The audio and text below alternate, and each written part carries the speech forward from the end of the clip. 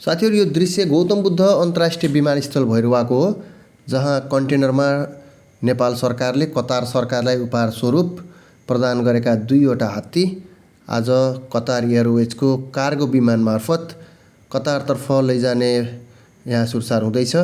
नेपाल सरकारले प्रदान गरेका 2वटा हात्ती, एउटा रुद्रकली र अर्को खगेन्द्र प्रसाद, यी 2 नाम गरेका हात्तीलाई यसै विमानमा राखेर आज कतार लैजाने तयारी भइरहेको देख्न सक्नुहुन्छ।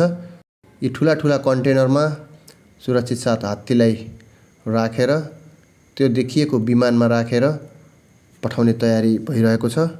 सबै तयारी भइरहेको तपाईँ भिडियोमा पनि देख्न सक्नुहुन्छ।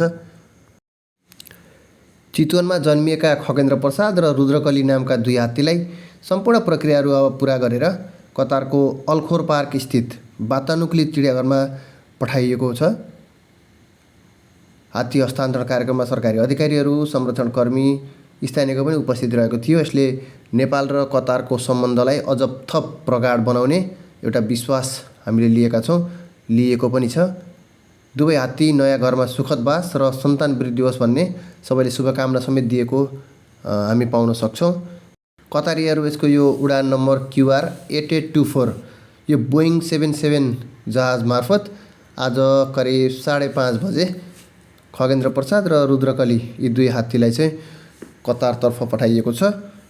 हात्तीहरूसँगै चितवनका एकजना पशु प्राविधिक, त्यसपछि रुद्रकलीका माउते र खगेन्द्र प्रसादका माउते गरी 3 जना सँगै गएका छन्। केही समय उहाँहरूले त्यो हात्तीको रेखदेख गर्ने त्यहाँ गएर त्यहाँका कर्मचारीहरूलाई स्याहार सुसार गर्न चाहिँ सिकाउने अनि त्यसपछि मात्र फर्किने कार्यक्रम रहेको छ।